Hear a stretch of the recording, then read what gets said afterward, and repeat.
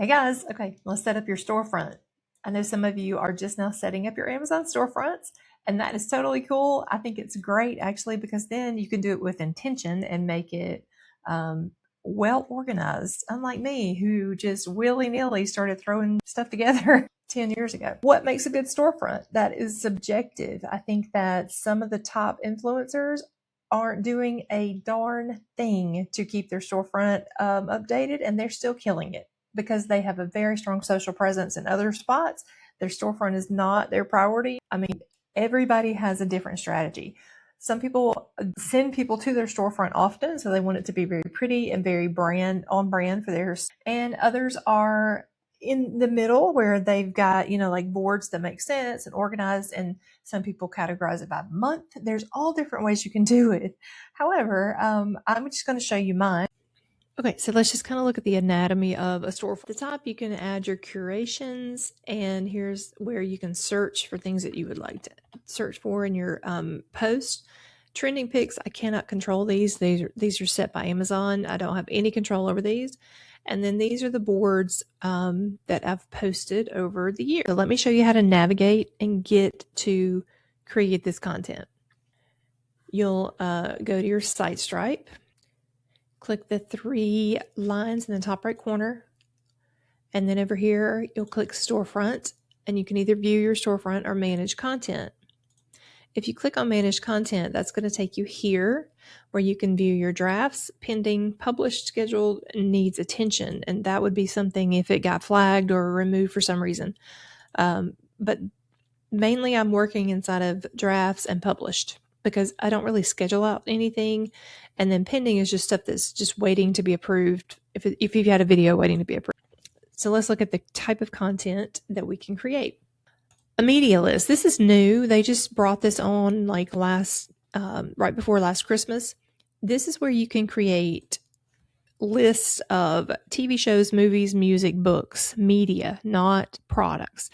So you would search for your favorite show here, like for instance, like top 10 Christmas movies you must watch with your kids. And so you just search, click. Now this one's different because you can recommend it and let your audience know why you recommended it. This is the only place you can do this, but you can make media lists however you want and share these out as long as it's a movie, TV show, song, book, audiobooks, things like that are here. Next up, we have posts, which are videos and photos. And photos could include pretty pictures, pretty styled photos, or collages that you create off site, like on Canva, and you drag them in here. Or your videos that you do, you can do a horizontal video or vertical, it doesn't matter. So like if I were to drag this collage on here, I can tag all of these products by my browse history. And I've gone over a lot of that in my Canva video about setting up collages. And then, of course, the other way you could do that is to just drag a pretty picture if you just want to tag one photo, and it will have a visual match, and then you can hit done. I'll have AI write this little caption for me. If I don't like it, I can edit it, and then I can hit save here. I'll have to submit that, and then it will show up on my storefront in a few minutes. It takes a few minutes. So that's how you would do a photo. You can also do a video that same way.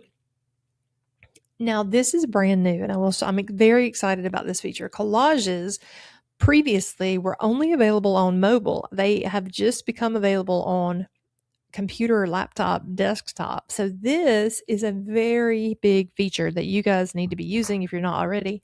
Let's just try it here. So if I wanted to add all these that I am advertising for, my Fiddle Leaf Fig Care, and I will add those on here. So yeah, you add the products, it automatically will add them over here, and then you can click and drag, resize, move them around. It will automatically remove the backgrounds on those. You can change the text by double clicking. Anyway, I'll have another video on how to make collages here. But if you're not using this feature already, you should be. If you are a beginner starting out, I like to use Canva for a lot of my collages because I get more control over the branding and the fonts and things like that. But there are definitely a lot of great choices here that Amazon gives you. You can look at the templates and sort, search, change it out, whatever you like. So play around with this option. for the collages. Idealists. I use idealists quite a bit. Let me show you what they look like on my storefront page. These are all idealists, and you can tell because it's just one single photo, but there's a bunch of products inside of the idea list. Now, you can edit these by clicking in the top right corner here. You can edit the products inside the idea list. You can hit manage and move things around. So let's say I wanted this to be the picture that showed up on my storefront. I'll just scoot that up to the top here as number 1. And when I X out of that and I go back to my storefront, it will change out to that picture. So that's how you change the cover picture for an idea list. Idea lists are great for researching products and keeping them in draft until you're ready. So it's really good. You can see all of my drafts here. These are all idea lists, and sometimes if you go in there, recommended idea lists were created by Amazon. These will automatically show up for you. You don't have to do anything. But like this is the one I made for the big spring sale. Anytime there's a big sale coming, I'll start an idea list and start dropping things into it that I want to share, but I don't publish it until after the sale starts. Very important to keep that in mind. The cons of idea lists are just that they are limited to that one photo on your single photo on your page, but I do like the look of that because it keeps it uncluttered. You can see over the years that I really had different styles. I don't really have a brand, and that's not great. I should have more branding, but this is my cluttered era. Of course, you can see super cluttery, and it's too much information, honestly.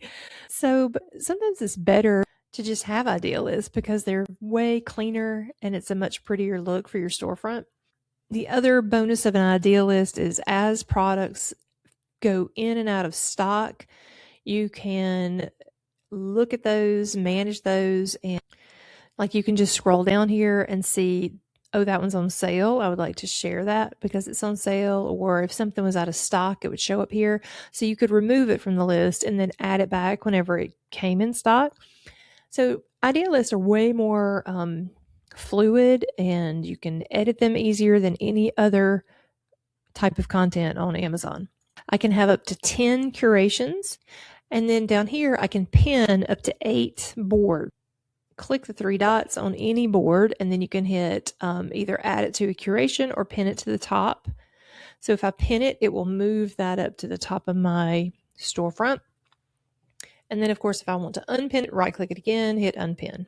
Adding things to a curation, you can do that one of 2 ways. I can add it here, hit the 3 buttons, add to curation, choose the curation I want it to go to. The other way to add to a curation would be to go into that curation, click the 3 buttons here, hit edit, and then you can edit the caption, the title, manage the post here. So then you could search every post that you've ever done and make sure they are all checked here. Like that one needs to be added.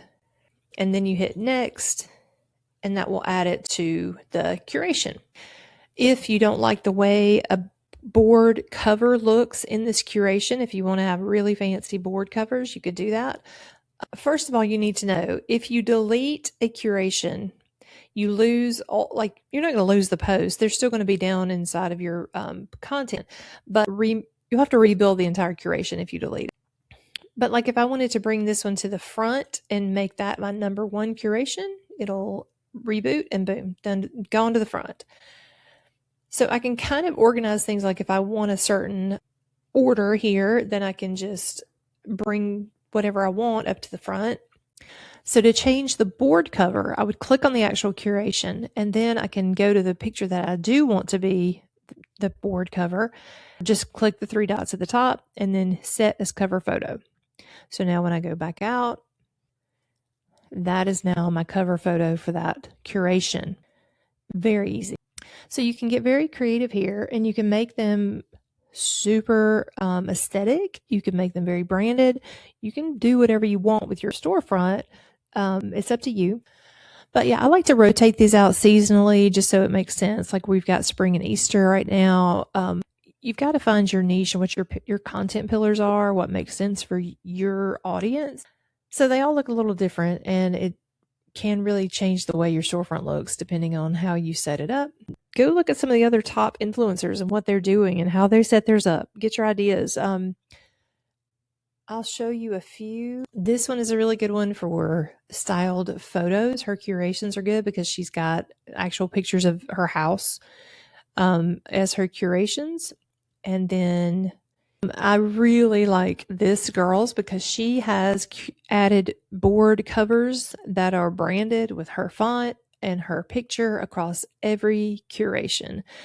That took some work, and that is so beautiful.